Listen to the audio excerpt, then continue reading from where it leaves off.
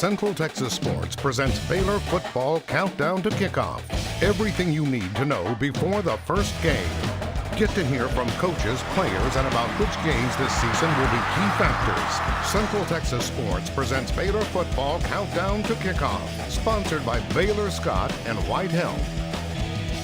Welcome to our Countdown to Kickoff, where over the next half hour you will learn everything you need to know about this season's Baylor Bears. Thanks for watching. I'm Micah Fleet. And I'm Brooke Bednarz. Micah, the Bears have seen a lot of changes since going 1-11 last season. That's right, and luckily we are here to take you all through it.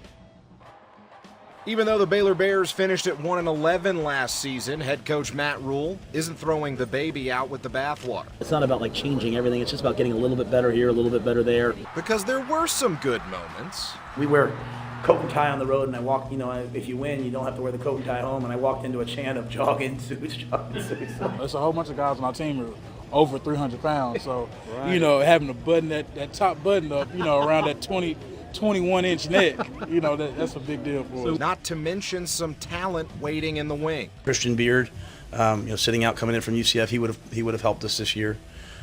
Jake from Morgan started 2 years at Clemson. Jalen Hurd, was I think 400 yards away from being Tennessee's all-time leading rusher. He's an elite athlete, and an elite player and a competitive football player. So I think he'll bring a tremendous amount to the team. Join that group with the young Cubs, now sporting a year of experience. But now you're in a position where, when you do get the normal training camp, things that happen, the guys that are coming in are a little more confident, a little more ready to play, and then they leave training camp, head into the season more confident. That depth will be key because this group only has one goal. And we're going to a bowl game. If we don't, then I'll be disappointed. Let's take a look at Baylor's schedule. Home games get an asterisk. 3 of your first 4 are at home with Abilene Christian, Duke, and Kansas UTSA. Your lone road trip before that Week 5 showdown with Oklahoma. After that, the difficulty increases. You got K-State at home before Texas, West Virginia, and Iowa State, all on the road. They do get a brief reprieve there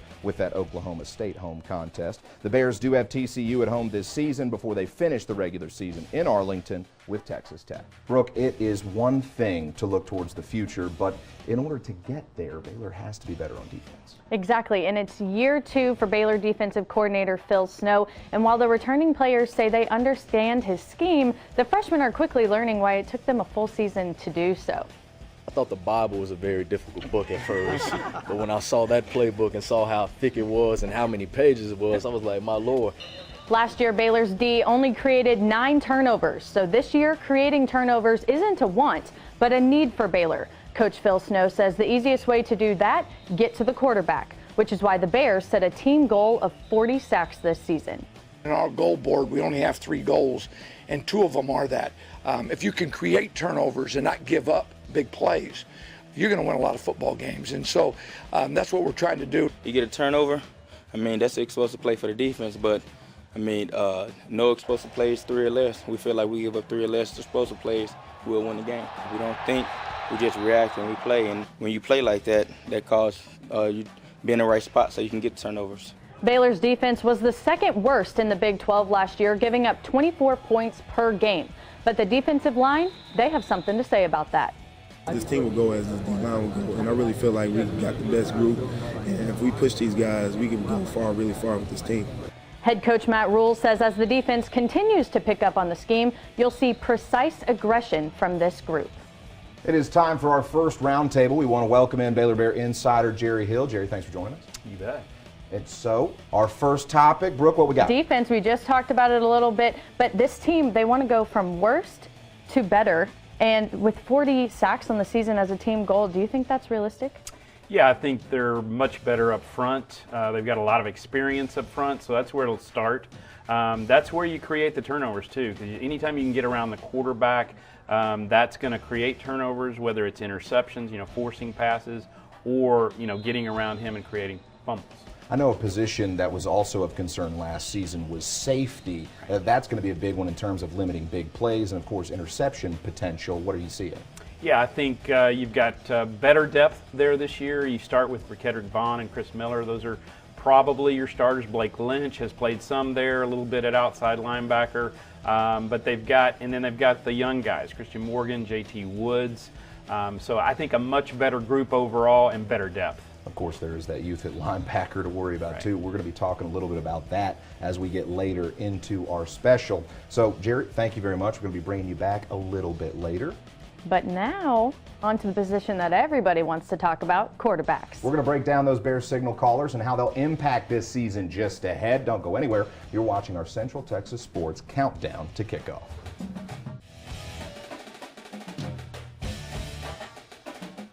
From defense to offense, and no position is more important than quarterback. Charlie Brewer is the undisputed starter, but that doesn't mean the coaching staff are making things easy. He's getting coached different. He's just not a lot of tolerance right now for mistakes. And we're just pushing him to continue to work. Charlie's got a knack to play the game. That's the part that comes easy. And so just managing all the situations, handling the protections, all the things that take you to the next level as a quarterback are the things we're pushing him to do right now. The coaches haven't coddled Brewer either. In the spring, 2 other quarterbacks took reps with the ones while he nursed a little bit of an injured shoulder. All of that was to foster competition, and Brewer, to his credit, didn't shy away. There's competition everywhere. Every school in the country, Division I football, there's going to be competition at every position. So that's part of the game. I think it's good. It makes you better. So I think that competing with other guys and then, finding little stuff within yourself to do too. With Brewer focused on fine-tuning the little things, the Bears, they're still looking for a backup quarterback. Jalen McClendon, the grad transfer from NC State, has gotten plenty of reps with the twos, but there's still true freshman Gary Bohannon from Arkansas to consider. With those redshirt changes, Bohannon still could use that as an option, but both of these guys are refusing to take their foot off the gas. I think it's coming along real well. Picking up on it a lot. Still getting to learn guys, learn how everybody plays and meshing together and stuff. So I think it's all coming together pretty good. I've gotten the system. I've learned some stuff. I've had time to think about it and just relate back to what I've been doing. And now I feel like I'm more comfortable, I'm more settled, and I feel like it's more natural now. My guess is that Bohannon does get some reps, but still uses the red shirt. You can't forget walk-on Preston Hurd that Coach Matt Rule is very high on. He can step in and fill that third-team role if McClendon takes QB2. And as the Bears sort through who will be leading the offense from the QB slot, the wide receivers are amping up their game because the depth in that room is crazy talented. All-conference performer Denzel Mims is back, but he might not even be the headliner for a group that includes Tennessee transfer Jalen Hurd, deep threat Chris Platt, and a whole host of underclassmen that might even be faster than those 3. Coach Frizz Jackson says his group has so much depth, he's comfortable no matter who's on the field. Still, with that confidence, Jackson has to keep the wideouts hungry, and that's why his message is to never be satisfied. I played receiver, I've coached receivers. If you can throw them 100 balls, they're going to be mad because they ain't catch 101. So they're never going to be happy. But what we're doing offensively, everybody got a chance to touch the ball, and that's what we've been selling to these guys, and they've seen it throughout practice. I mean, we chart every target, how many guys got, and every guy is relatively close to each other as far as balls thrown to them. When we start getting satisfied with what we're doing, we tend to mess up a lot. So we should always be hungry and have that edge on us to do more. Of course, the biggest question when it comes to wideouts, chemistry with the quarterback. Coaches say both groups are working together after practices to ensure they have a seamless start to this season. Micah, the Bears can have all the talent they want in the quarterback and wide receiver positions, but it doesn't matter if there's no one blocking for them. But you don't have to tell me. In the other group that you don't have to tell, the Baylor offensive line. You have to go out there and play every rep. You don't sub in and sub out like the D-line. You're going against fresh guys all the time. Are you a guy that will practice every day from the beginning of practice to the end of practice? Sure, it wears you down a little bit, but good players will do it and not complain. So that's what we have to do. The offensive line is 4 deep at every position, and almost every other group says they're tougher and better this season. But they do have a rookie coach in Baylor quarterback alum Sean Bell. He doesn't take credit, but Bell says he is up to keeping this group ready. Just like you said, every day my goal is to be better, and so I'm challenging myself. And I sit in the room every day, and I've got 2 former NFL offensive line coaches around me, and so anything that there's no doubt in my mind that I'm going to be there, and our guys are being developed the way they need to be. One key for this offense will be converting on 3rd and short. Last year, Brewer had to pass or scramble for the Bears to stay alive. Now, I'd look towards this offensive line to open up holes for their running backs and extend drives. There's enough depth and size that this group should be able to withstand some injury and keep the chains moving. Baylor was young last season, but coaches say we'll see more young faces in college football this season than ever before. And that's thanks to the new Redshirt Rule. We'll talk about those changes and how they could affect Baylor's season just ahead. You're watching our Central Texas Sports Countdown to Kickoff.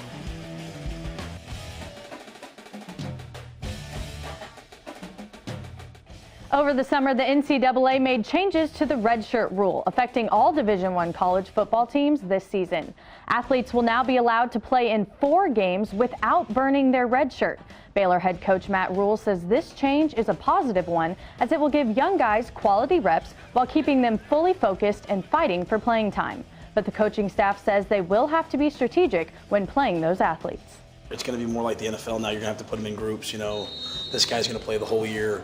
This guy's going to play early in the year and then redshirt. Hey, this guy, we're going to try to get him ready for the end of the year where he can help us. So not just saying, hey, who's where, but also understanding really what value they can provide, I think is important. Regardless of, if you're freshman, sophomore, junior, senior, when you come in and you're giving the wheel and the one and you're working each and every day and you're grinding and you're busting your behind, whoever's the best player is going to be the one that's out on the field. So I'm definitely grateful that they have, changed that rule and they're looking at all of us and giving us a great shot to be able to play.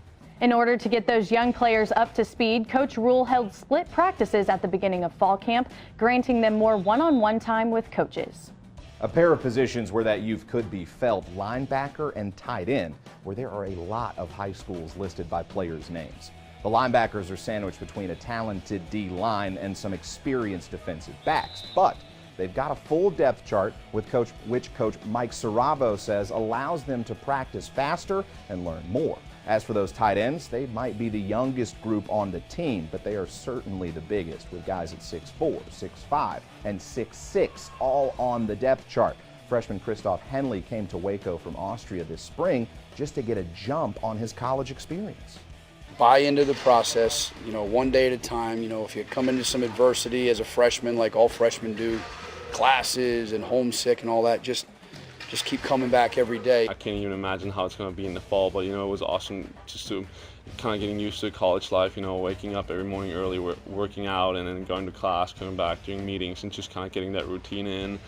If those two groups can overcome the first-year jitters, Baylor just might find themselves being the complete team that they're looking for. Well, we're headed into the 4th and have plenty more to come. Up next, we're bringing back Baylor Bear insider Jerry Hill for our final roundtable segments, and you won't want to miss it. You're watching our Central Texas Sports Countdown to Kickoff.